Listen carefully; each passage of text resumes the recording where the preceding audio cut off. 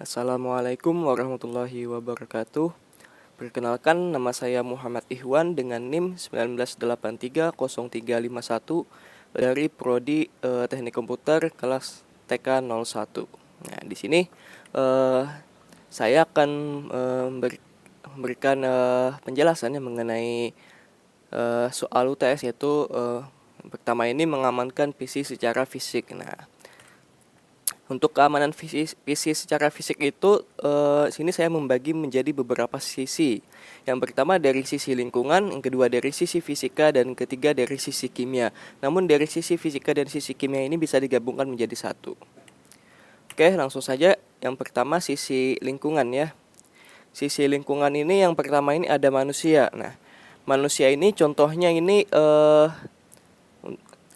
manusia ini bisa contohnya ini bisa melakukan pencurian atau mengambil barang secara fisik, kemudian mencuri data atau secara logik. Nah, seperti itu menyadap, mendengar, melihat, media transmisi, kemudian mengcopy data, memotret dan sebagainya ya. Kemudian dari sisi manusia ini juga bisa merusak. Nah, merusak ini mengakibatkan sebagian atau keseluruhan sistem tidak berfungsi. Kemudian ada juga yang dapat mengganggu ya. Mengganggu ini sebagian atau seluruh sistem bisa jadi terganggu oleh sebab manusia ini sendiri ya. Jadi untuk penanggulangan dari manusia ini sendiri, contohnya dengan membuat area yang terbatas, kemudian terutama pada ruang server ya. Kemudian melindungi sebagian peralatan komputer dengan kerangka besi ya. Jadi ruang komputer ini dilindungi dengan kerangka besi ya, yang tidak sembarang orang bisa mengaksesnya. Oke. Kemudian yang kedua ada binatang ya. Binatang ini ada beberapa contoh ya, beberapa jenis ya, yang seperti tikus, cicak, kecoa, laba-laba dan lainnya yang masing-masing ini ya bisa menyebabkan terjadi problem ya pada keamanan fisik PC kita. Seperti tikus ini mengerat sarang, urin, dan sebagainya. Kemudian cicak ini bisa bertelur, bisa mengeluarkan urin atau kotoran juga dan bangkai. Nah, ini sangat mempengaruhi keamanan dari PC kita itu sendiri. Kemudian yang berbahaya dari binatang ini adalah keratan ya, atau kemudian ada urin, ada kotoran, ada bangkai dan sarang. Yang paling berbahaya itu urin ya, karena mengandung zat-zat yang bersifat asam ya. Bahan yang digunakan pada motherboard adalah tembaga dan emas, sehingga dapat ikut larut ya bila terkena zat yang bersifat asam. Nah, untuk penanggulangannya dari binatang ini menjaga kebersihan komputer, menghalangi jalan masuk ke dalam dengan kasa, membunuh atau menangkap serangga dengan alat. Jangan menggunakan kapur barus ya, karena kapur barus akan menyublim pada udara bebas. Nah, pada udara bebas, gas yang dihasilkan dapat menempel pada benda lain dan mengkristal ya, seperti itu. Kemudian yang ketiga ada dari tumbuhan ya. Kemudian tumbuhan ini ada 3 jenis tumbuhan yang perlu diwaspadai. Yang pertama ini ada jamur, kemudian yang kedua ada lumut, yang ketiga ada ganggang batu. Nah, yang ketiga ganggang biru ya, nah bukan ganggang batu. Ketiganya akan mudah tumbuh pada lingkungan yang kelembapannya tinggi ya, seperti itu. Untuk penanggulangannya yaitu gunakan AC kalau bisa ya untuk ruang kerjanya. Kemudian gunakan silica gel untuk tempat penyimpanannya. Jadi AC atau silica gel ini membuat ruangan atau berfungsi untuk membuat ruangan atau tempat penyimpanan yang aman ya, seperti itu.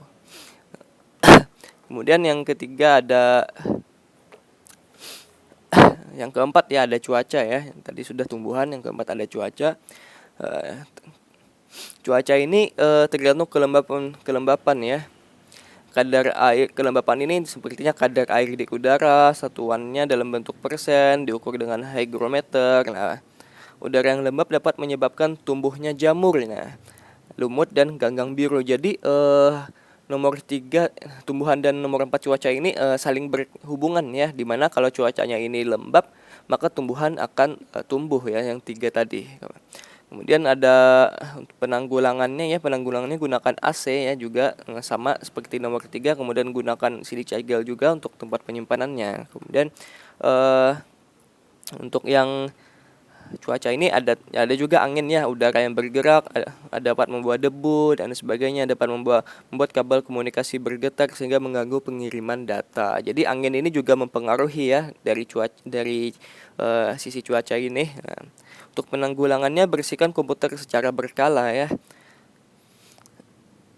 Nah, kemudian ada debu ya, debu juga yang lembab cenderung bersifat konduktor. Nah, debu itu kadang juga ada debu yang lembab ya, yang lembab itu bersifat konduktor ya, dapat mengakibatkan hubungan singkat bila menempel pada head baca tulis permukaan disket, pita magnetik ataupun CD-ROM dapat mengganggu proses baca tulisnya.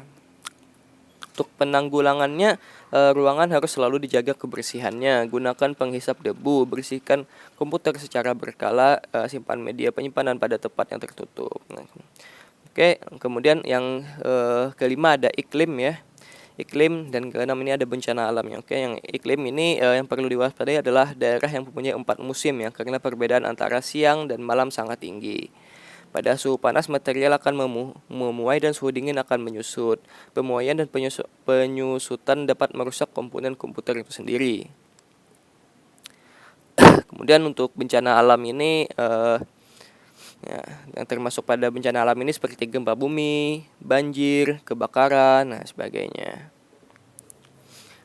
Oke, langsung saja dari sisi fisika dan sisi kimia. Nah, dari sisi fisika ini ada panas. Panas ini dapat terjadi dalam komputer, ruangan, dan luar ruangan. Nah, dari dalam komputer ini disebabkan karena komponen elektronik dialiri arus listrik. Kemudian yang kedua dari ruangan disebabkan karena alat pemanas. Kemudian yang ketiga adalah dari luar ruangan, lebih disebabkan dari panasnya matahari. Kemudian yang kedua ada listrik. Listrik ini kelebihan voltase, kekurangan voltase, mati listrik, nah sebagainya. Kemudian yang ketiga ada magnet. Magnet ini dapat merusak media penyimpanan yang dibuat dari bahan milar, misalnya disket, tape, kaset lagu atau video. Kemudian dapat mempengaruhi head pada disk drive. Kemudian yang keempat ada suara. Suara ini getaran suara ini dapat mempengaruhi head dari disk ini sendiri. Kemudian yang kelima ada kimia ya. Kimia ini salah satunya adalah kebocoran baterai. Bahan kimia yang keluar dari baterai yang bocor dapat merusak motherboard ya, itu sudah pasti. Kemudian untuk mengamankan, yang kedua ini adalah mengamankan sistem operasi dari malware.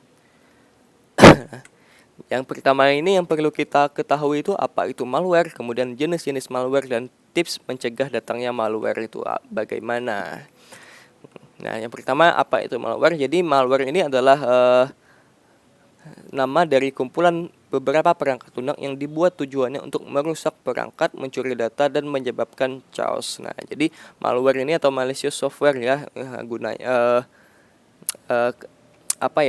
garis besarnya nanti software yang bertujuan untuk merusak perangkat ya, mencuri data dan menyebabkan chaos ya. Malware ini biasanya digunakan oleh cyber criminal, penjahat dunia maya, untuk mencuri data, menyebabkan kekacauan dan merusak perangkat itu sendiri.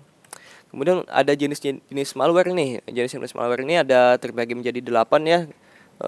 Dari saya sendiri membagi menjadi 8 ya, seperti yang saya dapat dari artikel-artikel di Google. Yang pertama ini ada virus. Virus ini adalah salah satu jenis malware yang mempunyai kemampuan untuk memanipulasi data ya. Ia juga bisa dengan mudahnya menginfeksi, mengubah, bahkan merusak suatu program di komputer kita.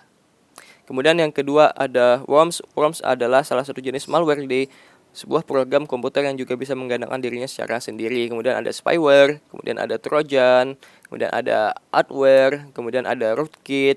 Yang ketujuh ada boot, dan kedelapan ada ransomware-nya. Di sini yang kedelapan ini menarik, yang ransomware yang beberapa tahun terakhir ini pernah menyerang seluruh dunia ransomware ini ya.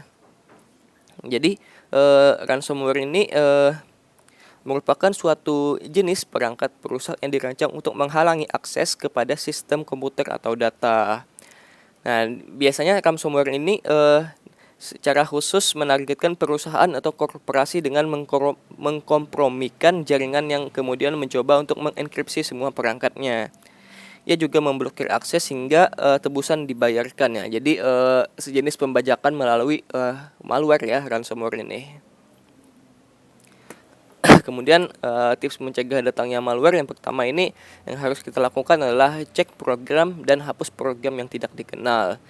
Kita biasanya sering install ini itu, kemudian tanpa disadari kita menginstal program yang tidak kita dikenal. Nah, itu yang perlu kita waspadai. Kemudian yang kedua adalah menggunakan Windows Defender. Windows Defender ini secara default sudah ada ya pada Windows ya, baik yang lebih khusus yang saya gunakan ini Windows 10 ya, secara default sudah ada. Nah, jadi saya sendiri hanya menggunakan Windows Defender ini saja ya. Jadi menurut saya selagi saya tidak aneh-aneh, selagi saya tetap tetap mematuhi ya bagaimana penggunaan internet atau browsing yang benar ya, saya merasa cukup yang gunakan Windows Defender ini. Nah, kemudian yang ketiga adalah segera memperbarui sistem operasi. Jadi sistem operasi ini perlu kita perbarui terus ya, dimana selagi ada update di situ harus kita update. Kemudian yang keempat ada reset sistem atau restore. Jadi mencegah datangnya malware ini kita bisa melakukan reset sistem atau restore ya. Namun di sini kita harus melakukan backup juga. Kemudian yang kelima ada hapus temporary filesnya. Kemudian yang ketiga ini ada rencana pengamanan dari risiko bencana alam. Rencana pengamanannya yang dari saya sendiri, yang pertama adalah pilihlah lokasi yang aman agar terhindar dari jatuhnya barang-barang dan juga banjir. Kemudian yang kedua, pastikan konstruksi bangunan yang kalian tempati itu kokoh untuk menghindari gempa. Yang ketiga adalah lakukan pengamanan pada sekitar bangunan. Maksudnya bagaimana? Jadi pengamanan pada sekitar bangunan ini ya kita harus pintar-pintar lah mencari lokasi yang aman ya, seperti ini berkaitan dengan nomor 1 ya, masa di menyamping kita gedung yang sangat tinggi, kemudian kita di tengahnya ini gedung yang kecil. Nah, dimana apabila terjadi gempa atau sebagainya, tidak menutup kemungkinan gedung-gedung yang tinggi tadi bisa menimpa ke gedung kita itu sendiri. Nah, itu yang dimaksud dengan melakukan pengamanan pada sekitar bangunan. Untuk aplikasi tambahannya di sini yang pertama ini antivirus ya. Antivirus ini saya lebih merekomendasikan Bitdefender ya, karena ini dibandingkan antivirus yang lain seperti Norton ya tadi ya, McAfee dan sebagainya, Bitdefender ini lebih unggul dibandingkan yang lainnya itu. Kemudian yang kedua ada Paragon Backup dan Recovery. Jadi Paragon Backup dan Recovery ini sebuah aplikasi yang dimana bisa untuk melakukan backup, recovery, bahkan melalui CD atau flash disk juga bisa. Kemudian ini setelah saya baca-baca juga merupakan aplikasi yang rekomend ya, direkomendasikan oleh ya beberapa artikel sebagainya. Oke, sekian saja video dari saya kali ini. Apabila salah khilaf mohon maaf. Wassalamualaikum warahmatullahi wabarakatuh.